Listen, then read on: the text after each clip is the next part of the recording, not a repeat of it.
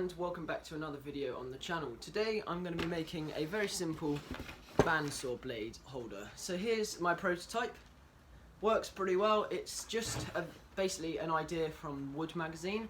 I'll share the link to where I got that from. It was just a photo I found on the internet and I thought, you know what, that will be really useful. So I'm going to show you how I made this. It's by no means my own design, but I think it's a fantastic design. My one issue was I made these bits too small, so we're going to have to remake those. I've got some CLS timber offcuts which we'll use to get the right spacing. Now the project should be able to be made in about 2 hours from start to finish. I'll be using a bandsaw to make this, but you don't need a bandsaw to make it. But if you're going to make it, I presume you already have a bandsaw, otherwise it would be a little bit weird.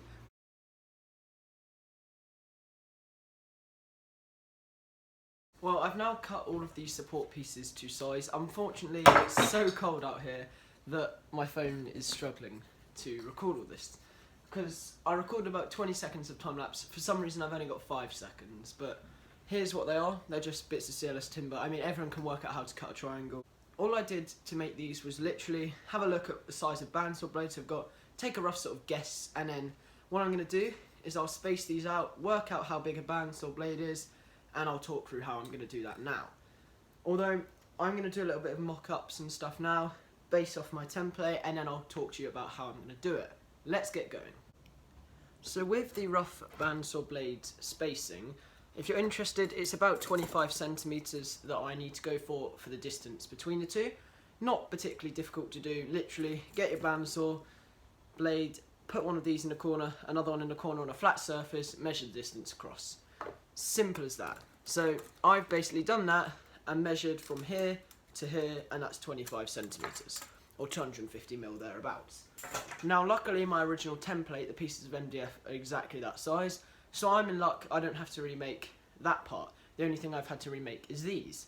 I will show you, if you're interested though, how to do those bits of MDF. Literally grab a piece of scrap wood, so let's say at random this piece. Then I'm going to measure the distance between these two, which would be there, and let's say there. Then I'll just mark the distance across there, so that's 25 centimeters, and then I'll measure the depth. Now this is where you have free range to go wherever you want. Now my bandsaw blades are about, let's have a look, diameter about, when they're folded, call it 230 mil when folded. My original template for the height of the bandsaw blades was about 180 to 190 mil, so I'm probably going to go with about 185 mil for the height of these. That will mean you can see the bandsaw blade up to about there, which would be easy to spot what blade I want. And then something that I think would be quite cool is, because these are quite wide, as you can see, I'm going to get a label printer, which we've already got in the house luckily, and I'm just going to label print some sizes. Well, here's a look at the bandsaw blade holder so far.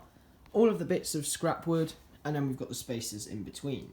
Now I'm aware this wood isn't the nicest, it's covered in bits of stain, it's got holes in it, but it's a blade guide holder, or a blade holder. It really doesn't need to look perfect. We'll sand this bit to make it a nice curve, and we'll sand the outsides as well, and this bit. Now the back's going to have a plate on it, just to keep the blades from falling out, and obviously the underneath will as well. Now the back's going to need to be a bit more substantial, because that's going to be what's going to be holding it to the wall. So for that I'll probably use something like 12mm ply, maybe a bit of 18mm MDF if I've got any. So I did manage to find a bit of scrap MDF that I used on this part here. So this is 23 by 25 centimeters, or 230mm by 250mm. As I said, it's got a bit of discoloration, but it'll be fine.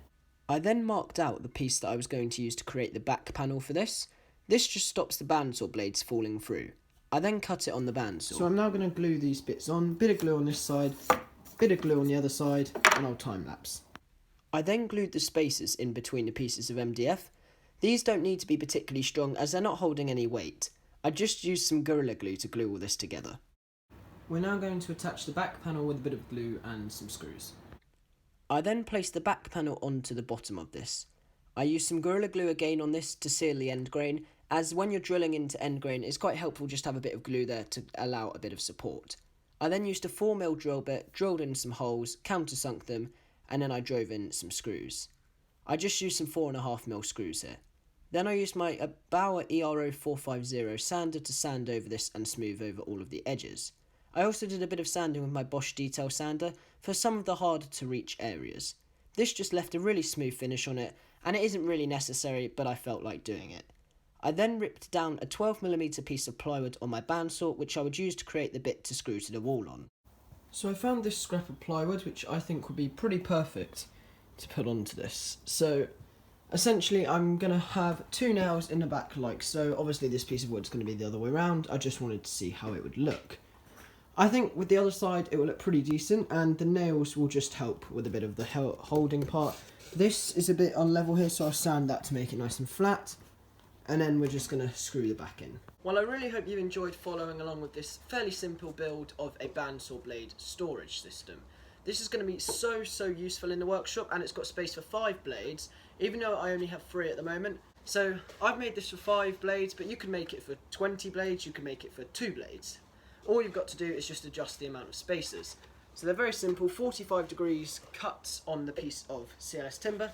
These were the 2 support beams I was on about here and here. They're just a simple bit of CLS timber cut up to make a nice size. And then I've got this offcut of 12mm ply. Again, this has got paint all over it, but on this side you would never know. And then where you can see those 2 pencil marks is where I'll eventually countersink it and screw it onto the wall. Well, I'm really happy with how this turned out.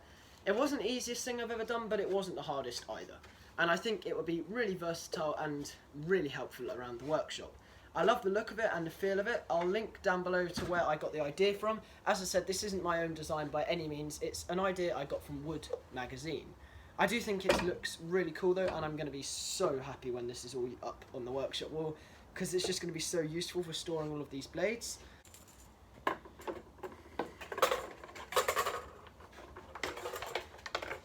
So here's a quick example. It's currently got 2 blades in. This is my 1/2 inch 60 TPI blade, and then we've got this, which I think is a 3/8 inch, probably 6 or 8 TPI.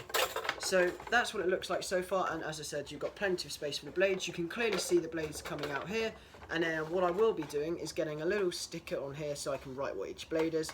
I'll probably just cut up a little offcut of wood or something like that I can stick onto here. So if I ever want to change it, it will just be like 1 screw, and I can just change what blade goes there.